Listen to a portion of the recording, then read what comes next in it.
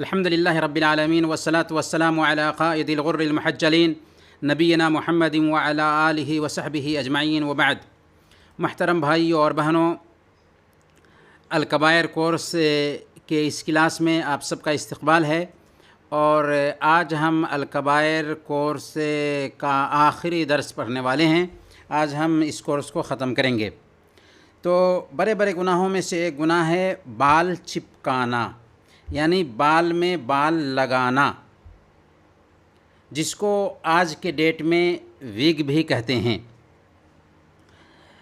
اس سلسلے میں صحیح مسلم کی روایت ہے، حضرت اسماء بنت ابی بکر رضی اللہ تعالی عنہ بیان فرماتی ہیں کہ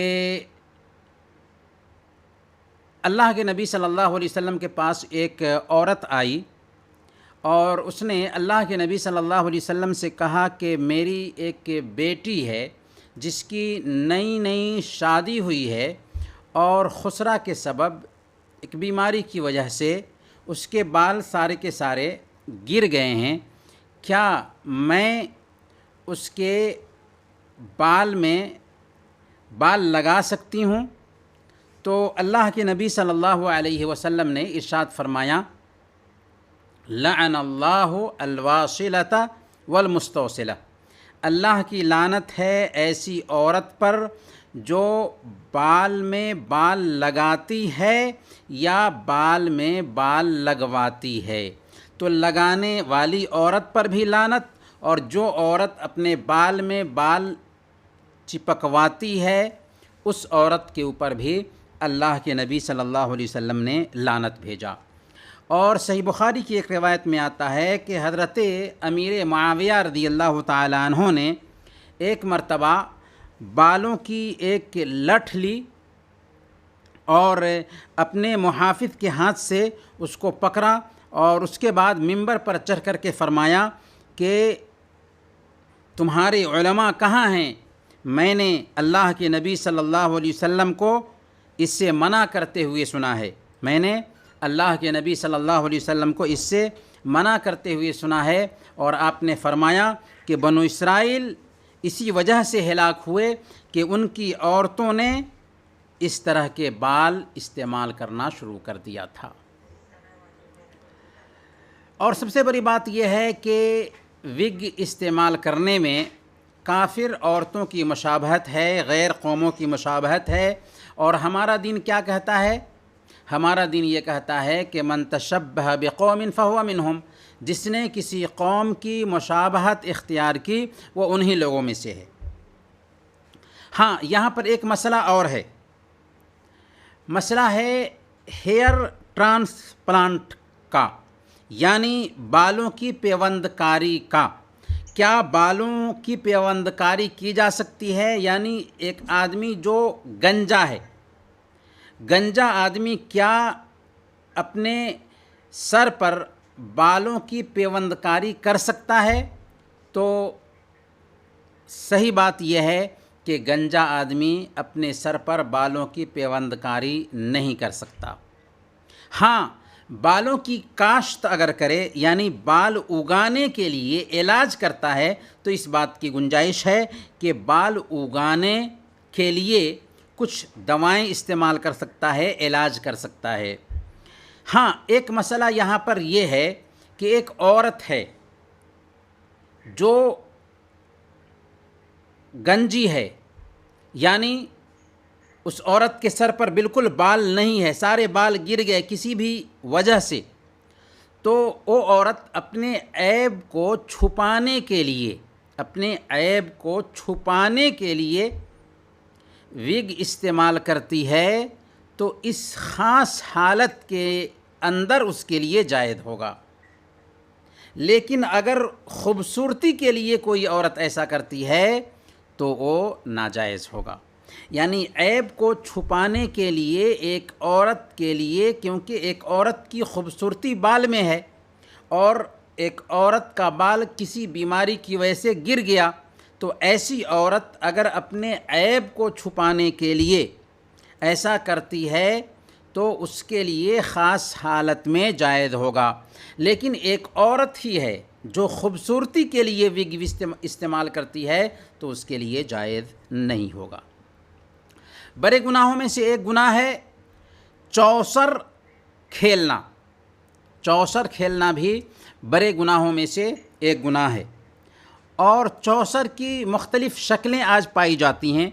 ان میں سے ایک لوڈو بھی ہے، اسی طریقے سے شطرنج بھی ہے۔ لوڈو بھی حرام ہے، یعنی لوڈو کھیلنا بھی حرام ہے، کیونکہ یہ بھی چوسر یا نردشیر کے سندربھ میں ہی ضمن میں ہی آتا ہے۔ اسی طریقے سے شطرنج کھیلنا بھی حرام ہے۔ امام ابن قدامہ رحمۃ اللہ علیہ فرماتے ہیں وَأَمَّا الشَّطْرَنْجُ فَهُوَ كَالنَّرْدِ فِي التَّحْرِيمِ، کہ شطرنج بھی چوسر کے جیسے، نردشیر کے جیسے حرام ہے۔ اور نردشیر کے بارے میں اللہ کے نبی صلی اللہ علیہ وسلم نے کیا فرمایا؟ صحیح مسلم کی حدیث میں اللہ کے نبی صلی اللہ علیہ وسلم کیا فرماتے ہیں؟ من لعب بالنردشیر فکأنما صبغ یدہ فی لحم خنزیر ودمہ، جس آدمی نے چوسر کھیلا اس نے گویا اپنا ہاتھ سور، خنزیر کے گوشت اور خون سے رنگا۔ اور مسند احمد کی روایت میں اللہ کے نبی صلی اللہ علیہ وسلم فرماتے ہیں من لعب بالنرد فقد عصى اللہ ورسولہ، جس نے نرد کھیلا اس نے اللہ اور اس کے رسول کی نافرمانی کی۔ اور ہم نے کہا کہ لوڈو کا بھی یہی حکم ہے اور شطرنج کا بھی یہی حکم ہے، کیونکہ عربی زبان میں اس کو لعبۃ الطاولہ کہا جاتا ہے، یعنی وہ کھیل جو لکڑی کے تختے پر کھیلا جائے۔ یہ سارے جو کھیل کے اقسام ہیں وہ سب ناجائز ہیں، حرام ہیں، اور ایسے کھیل سے ایک بندے کو بچنا چاہیے۔ لیکن ایک اس میں سے کیرم بورڈ ہے۔ کیرم بورڈ اگر نماز کے اوقات سے غافل نہیں کرتا ہے، ذکر اور عبادت سے نہیں روکتا ہے، اور کبھی کبھار ایک آدمی کیرم بورڈ کھیلا کرتا ہے، یعنی کبھی کبھار کھیلنے میں لگتا ہے، تو اس میں کوئی حرج کی بات نہیں۔ لیکن بہتر اس میں بھی یہی ہے کہ ایک بندہ کیرم بورڈ میں بھی اپنا وقت برباد نہ کرے۔ تو بڑے گناہوں میں سے یہ ایک گناہ ہوا چوسر کھیلنا یا نرد کھیلنا، جس میں لوڈو بھی شامل ہے اور شطرنج بھی شامل ہے۔ بڑے گناہوں میں سے ایک گناہ ہے مومن یا کسی ایسے شخص پر لعنت بھیجنا۔ مومن یا کسی ایسے شخص پر لعنت بھیجنا جو لعنت کا مستحق نہ ہو۔ یعنی لعنت بھیجنے کے عام طور پر ہم عادی ہو چکے ہیں، ہم میں سے اکثر لوگ بہت سارے لوگوں کو لعنت بھیجتے رہتے ہیں۔ حالانکہ لعنت بھیجنا نہایت ہی خطرناک معاملہ ہے، اس سلسلے میں احتیاط برتنے کی ضرورت ہے، کیونکہ لعنت کا اثر ایک انسان پر ہو جاتا ہے۔ آپ اپنے بچوں سے غصہ ہیں، اس کا مطلب یہ نہیں کہ آپ ان کے اوپر لعنت بھیجیں۔ آپ اپنے کسی رشتہ دار سے غصہ ہیں، اس کا مطلب یہ نہیں کہ آپ ان پر لعنت بھیجیں۔ لعنت بھیجنے سے بچنا چاہیے، کیونکہ لعنت کا بہت نقصان ہے۔ سب سے پہلے اللہ کے نبی صلی اللہ علیہ وسلم نے صحیح مسلم کی روایت کے مطابق بیان فرمایا کہ قیامت کے دن لعن طعن کرنے والے سفارش اور گواہی سے محروم ہوں گے۔ لا یکون اللعانون شفعاء ولا شہداء یوم القیامہ، کہ لعنت کرنے والے کل قیامت کے دن سفارش کرنے والے نہیں ٹھہریں گے اور نہ ہی گواہ بنیں گے۔ گویا کہ جو لوگ دنیا میں لعن طعن کرتے ہیں ان کو سفارش کا حق کل قیامت کے دن نہیں ملے گا، اسی طریقے سے ان کو گواہی دینے کا بھی حق کل قیامت کے دن نہیں ملے گا۔ اسی طریقے سے لعن طعن کرنا یہ جہنم میں داخلے کا بھی سبب ہے، یعنی اس کی وجہ سے ایک انسان جہنم میں بھی داخل ہوتا ہے۔ اسی لیے صحیح بخاری اور مسلم کی روایت ہے حضرت ابو سعید خدری رضی اللہ تعالیٰ عنہ بیان فرماتے ہیں کہ اللہ کے نبی صلی اللہ علیہ وسلم عید الفطر کے دن یا عید الاضحیٰ کے دن عیدگاہ میں آئے اور آپ کا گزر جب عورتوں سے ہوا تو آپ نے فرمایا یا معاشر النساء تصدقن فانی رأیتکن اکثر اہل النار، اے عورتوں کی جماعت تم صدقے اور خیرات کیا کرو، کیونکہ میں نے تم میں سے اکثر لوگوں کو، تم میں سے اکثر عورتوں کو جہنم میں دیکھا ہے، یعنی اکثر عورتوں کو میں نے جہنم میں دیکھا ہے۔ تو پوچھا گیا کہ یا رسول اللہ، عورتیں زیادہ تعداد میں جہنم میں کیوں جائیں گی؟ تو آپ نے فرمایا تکثرن اللعن و تکفرن العشیر، کیونکہ تم زیادہ سے زیادہ لعن طعن کرتی ہو اور شوہروں کی نافرمانی کرتی ہو۔ گویا کہ لعن طعن کا یہ عیب زیادہ عورتوں میں پایا جاتا ہے، اسی وجہ سے اللہ کے نبی صلی اللہ علیہ وسلم نے فرمایا کہ میں نے جہنم میں عورتوں کی تعداد زیادہ دیکھی، اور وجہ کیا بتائی کہ وہ شوہروں کی نافرمانی کرتی ہیں اور لعن طعن کرتی ہیں۔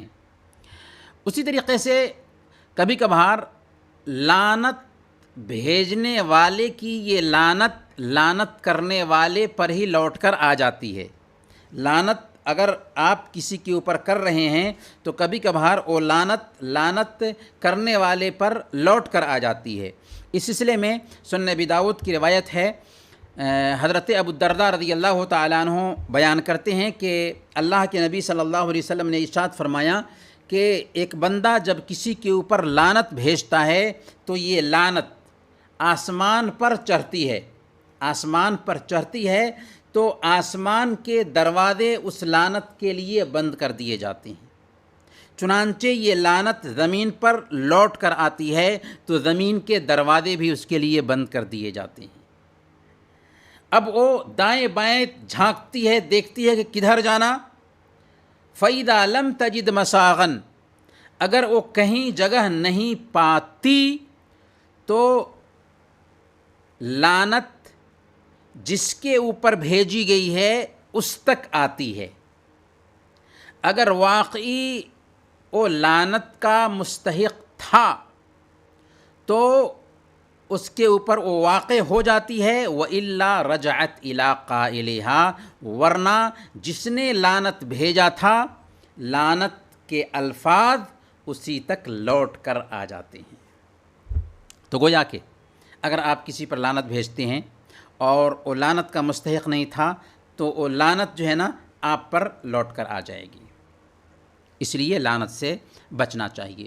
اسی طریقے سے لعنت کی وجہ سے کیا ہوتا ہے کہ کبھی کبھی ایک انسان اپنے ماں باپ کو لعنت بھیجتا ہے۔ کیسے؟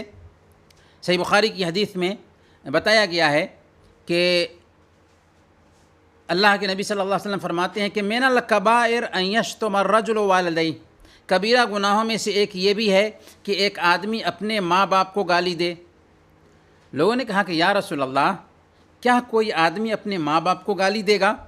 تو آپ نے فرمایا کہ ہاں، وہ اس طور پر کہ تم کسی کے باپ کو گالی دو وہ تمہارے باپ کو گالی دے گا، یا تم کسی کی ماں کو گالی دو وہ تمہاری ماں کو گالی دے گا۔ اس طریقے سے تم اپنے ہی ماں باپ کو گالی دینے کے سبب بنو گے۔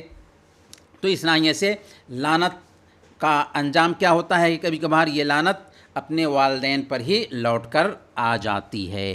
برکیف لعنت سے اللہ کے نبی صلی اللہ علیہ وسلم نے منع کیا اور فرمایا کہ من لعن مؤمنا فہو کقتلہ، من لعن مؤمنا فہو کقتلہ۔ اس حدیث کو یاد کر لیجئے، بہت اچھا رہے گا۔ بخاری اور مسلم کی یہ حدیث ہے کہ جس نے کسی مومن کو لعنت کیا یا کسی مومن پر لعنت بھیجا گویا کہ اس نے اس کو قتل کر دیا۔ کسی مومن پر لعنت بھیجنا اس کو قتل کرنے کے برابر ہے۔ علاج کیا ہے اس لعنت کا؟ علاج یہ ہے کہ ہم صحیح معنوں میں مسلمان بن جائیں، لعنت کی یہ بیماری ہمارے اندر سے چلی جائے گی۔ نمازوں کی پابندی کریں، لعنت سے چھٹکارا پانے کے لیے اللہ رب العالمین سے دعا کریں اور زیادہ سے زیادہ قرآن کی تلاوت کریں، نفلی نمازوں اور نفلی روزوں کا اہتمام کریں، اور خود کو لعن طعن سے چھٹکارا پانے کے لیے اپنے آپ کو تیار کریں، کیونکہ اللہ فرماتا ہے والذین جاہدوا فینا لنہدینہم سبلنا، جو لوگ ہماری راہ میں کوشش کرتے ہیں ہم ان کو راستہ دکھاتے ہیں۔ تو اگر ایسا کریں گے تو لعنت ملامت کرنے سے ہم بچ جائیں گے۔ بڑے گناہوں میں سے ایک گناہ ہے نوحہ کرنا۔ نوحہ کرنا بھی بڑے گناہوں میں سے ایک گناہ ہے۔ اللہ کے نبی صلی اللہ علیہ وسلم نے نوحہ کرنے کے حوالے سے بیان فرمایا، صحیح بخاری کی روایت ہے، لیس منا من ضرب الخدود وشق الجیوب ودعا بدعوى الجاہلیہ، وہ ہم میں سے نہیں جو رخسار کو پیٹے، گریبان چاک کرے اور جاہلیت کی پکار پکارے۔ جو رخسار کو پیٹتا ہے، جو گریبان کو چاک کرتا ہے اور جو جاہلیت کی پکار پکارتا ہے وہ ہم میں سے نہیں، چاہے مرد ہو یا عورت ہو۔ تو عام طور پر عورتوں کے اندر یہ بیماری پائی جاتی ہے کہ کوئی وفات پا گیا تو مردوں پر چیختی ہیں، چلاتی ہیں، چہرے پر تماچا مارتی ہیں، کپڑے پھاڑتی ہیں، بال نوچتی ہیں۔ اسلام نے ایسے تمام کاموں سے منع کیا اور نوحہ کرنے سے روکا۔ ہاں، جب کوئی ہمارے گھر میں مرتا ہے تو ایک انسان کے جذبات ہیں، ایک انسان کو اپنے مرنے والے سے محبت ہوتی ہے تو آنسو تو گر سکتا ہے، لیکن آنسو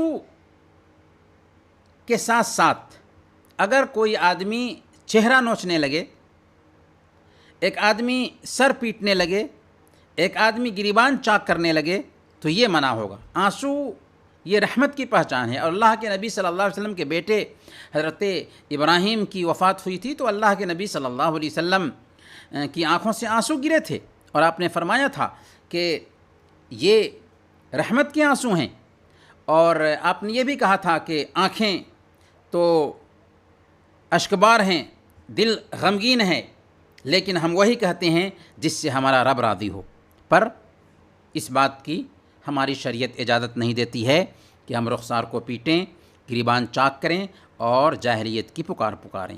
اسی لیے صحیح مسلم کی روایت ہے، اللہ کے نبی صلی اللہ علیہ وسلم نے ارشاد فرمایا، النائحۃ اذا لم تتب قبل موتها تقام یوم القیامۃ وعلیہا سربال من قطران ودرع من جرب، کہ اگر نوحہ کرنے والی عورت موت سے پہلے توبہ نہیں کرتی ہے تو کل قیامت کے دن اسے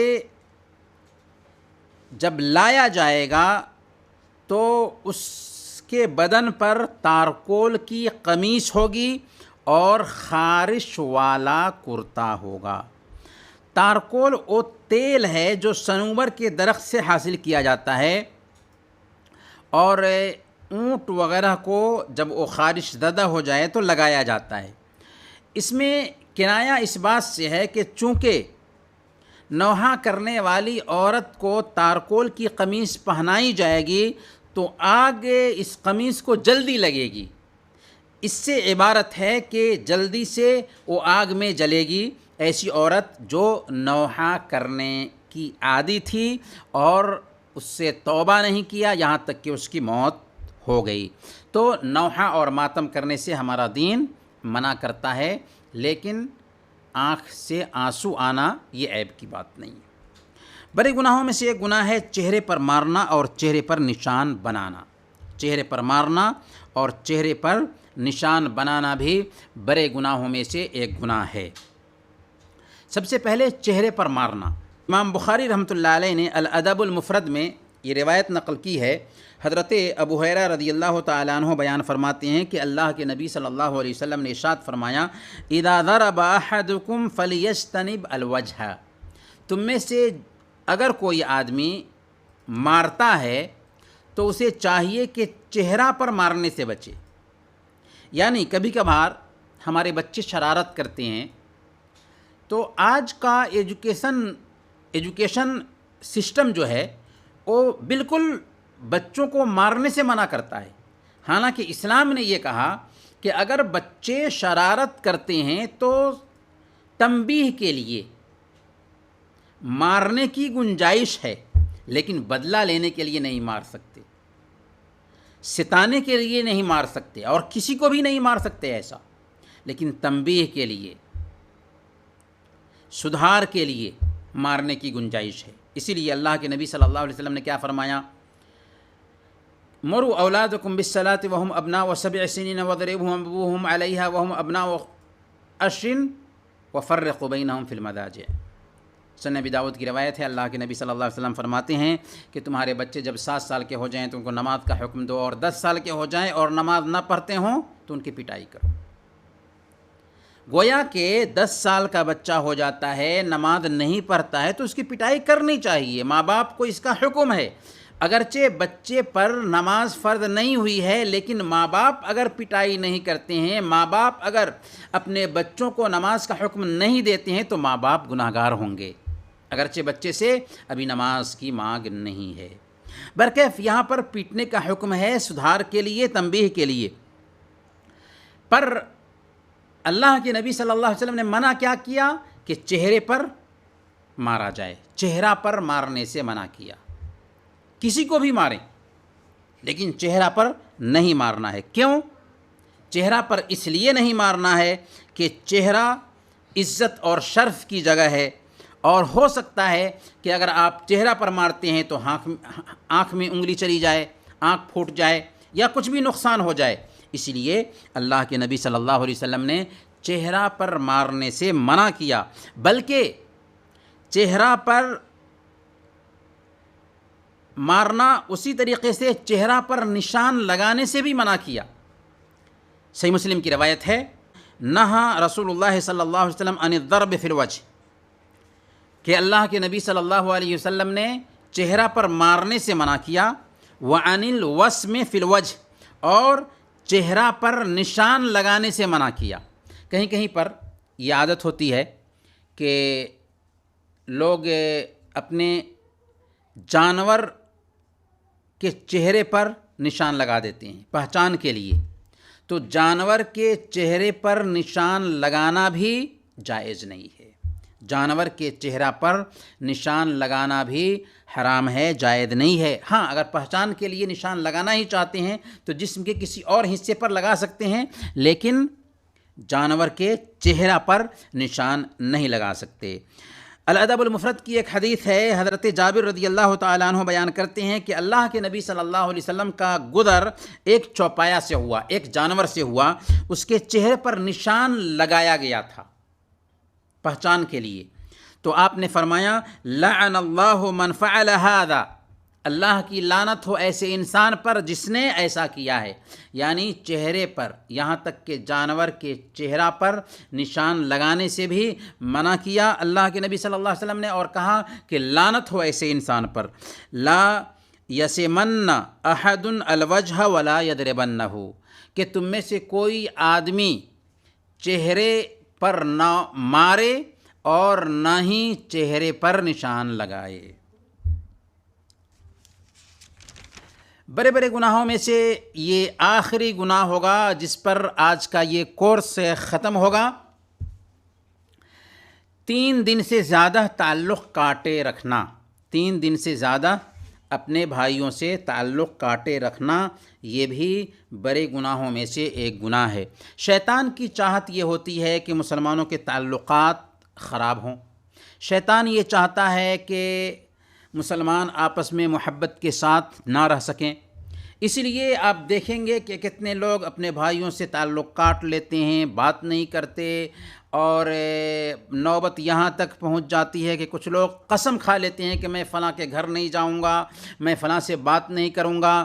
اس طرح کی حرکت غلط ہے، اسلام ایسے کاموں کو نہایت ہی گھٹیا سمجھتا ہے۔ سنن ابی داؤد کی روایت ہے، حضرت ابو ہریرہ رضی اللہ تعالیٰ عنہ بیان فرماتے ہیں کہ اللہ کے نبی صلی اللہ علیہ وسلم نے ارشاد فرمایا، لا يحل لمسلم ان يهجر اخاه فوق 3 فمن هجر فوق 3 فمات دخل النار۔ کسی مسلمان کے لیے جائز نہیں ہے کہ وہ اپنے بھائی کو 3 دن سے زیادہ چھوڑے رکھے، یعنی 3 دن سے زیادہ بات کرنا ترک کر دے، ایسا جائز نہیں ہے۔ اللہ کے نبی صلی اللہ علیہ وسلم فرماتے ہیں کہ جو کوئی اپنے بھائی کو 3 دن سے زیادہ چھوڑے رکھتا ہے، اس سے بات نہیں کرتا ہے، ایک عورت اپنی بہن سے 3 دن سے زیادہ بات نہیں کرتی ہے اور اسی حالت میں اس کی موت ہو جاتی ہے توبہ کرنے سے پہلے، دخل النار، تو وہ کہاں جائے گا؟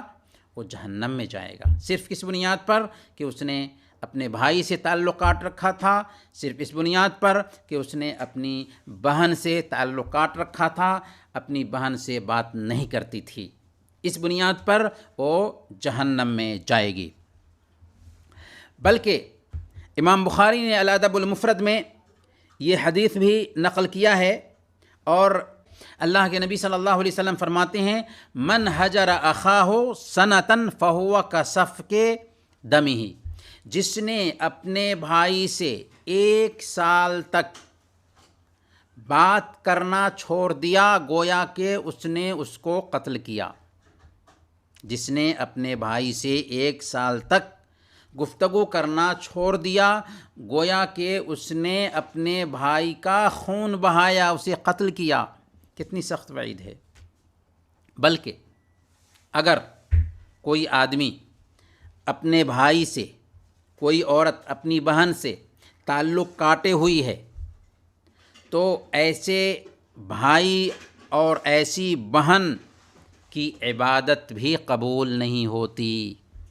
سنن ابن ماجہ کی روایت ہے، اللہ کے نبی صلی اللہ علیہ وسلم نے ارشاد فرمایا ثلاثۃ لا ترفع صلاتهم فوق رأسهم شبرا، 3 طرح کے لوگ ایسے ہیں کہ جن کی نماز ان کے سر سے ایک بالشت بھی اوپر نہیں جاتی۔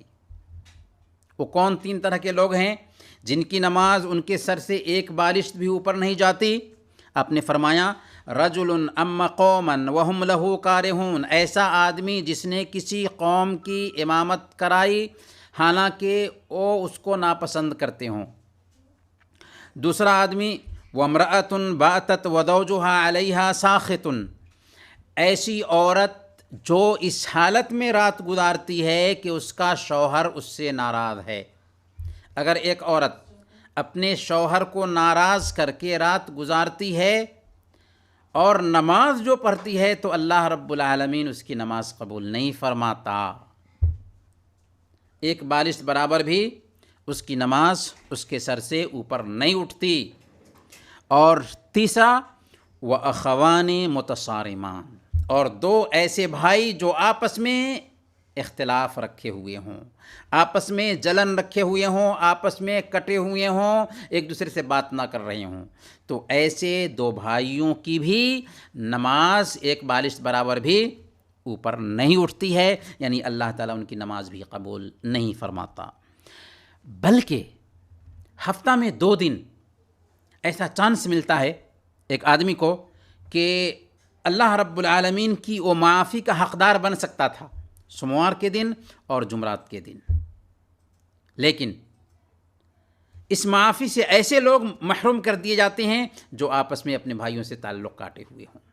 صحیح مسلم کی روایت ہے، اللہ کے نبی صلی اللہ علیہ وسلم نے ارشاد فرمایا تفتح ابواب الجنت یوم الاثنین و یوم الخمیس فیغفر لكل عبد لا يشرك بالله شيئا الا رجلا كانت بينه وبين اخيه شحناء فيقال انذروا هذين حتى يصطلحا انذروا هذين حتى يصطلحا انذروا هذين حتى يصطلحا۔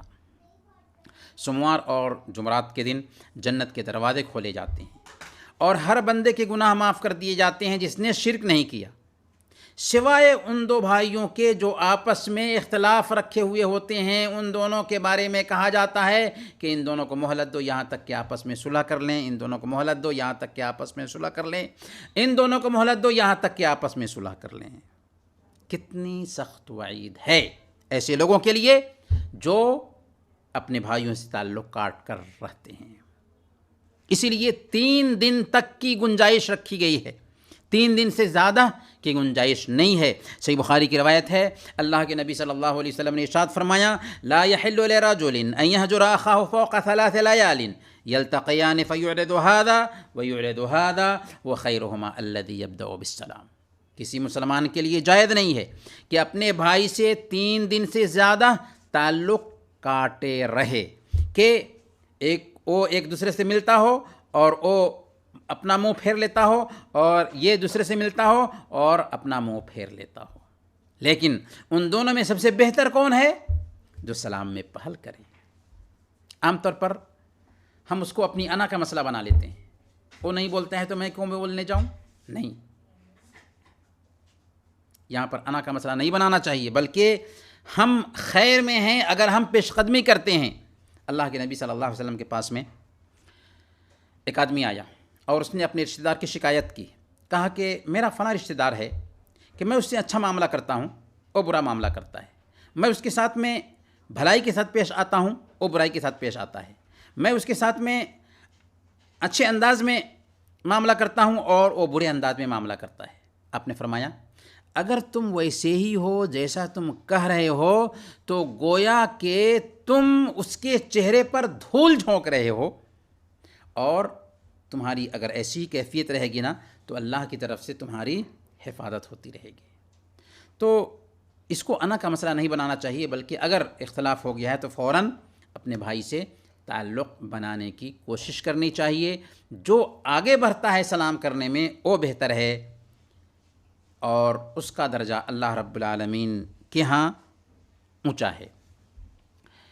اخیر میں ہم یہ بات کریں گے کہ شرعی اسباب کی بنیاد پر تعلق کاٹنے کی گنجائش ہے، یعنی اگر ہم دیکھتے ہیں کہ کسی سے تعلق کاٹتے ہیں، اس کے اندر کوئی نافرمانی پائی جاتی ہے تو، اور تعلق کاٹنے کی وجہ سے اس کی اصلاح ہو جائے گی، اس کا سدھار ہو جائے گا، تو اس بات کی گنجائش ہے کہ اس کا بائیکاٹ کیا جائے۔ لیکن اگر بائیکاٹ کرنے سے کچھ فائدہ نہ ہو رہا ہو بلکہ ہم دیکھتے ہیں کہ الٹے اس کا نقصان ہوگا، تو ایسی حالت میں بائیکاٹ کرنا صحیح نہیں ہوگا، کیونکہ وہاں پر قاعدہ ہے اسہل البلیتین، اسہل البلیتین، 2 مصیبتوں میں سے آسان مصیبت، اسے ہمیں اختیار کر لینا ہے۔ یعنی ہم دیکھتے ہیں کہ یہ انسان شرارت پسند ہے، برائی پہ برائی کر رہا ہے، اور بائیکاٹ کرتے ہیں تو اس کا فائدہ نہیں ہوتا ہے، تو ہم کیا کریں گے؟ ہم بائیکاٹ نہیں کریں گے، بلکہ اس کے ساتھ صحیح معاملہ کریں گے، تاکہ ہو سکتا ہے کہ اس کا سدھار ہو جائے۔ برکیف یہ کچھ باتیں تھیں، اور انہی چند کلمات کے ساتھ آج کا درس ہم ختم کرتے ہیں، اور انہی چند کلمات پر یہ کورس بھی ختم ہوا۔ اللہ تعالیٰ سے دعا ہے کہ اللہ تعالیٰ ہمارے لیے اس کورس کو مفید بنائیں۔ وصلی اللہ علی نبینا محمد وعلی آلہ وصحبہ اجمعین۔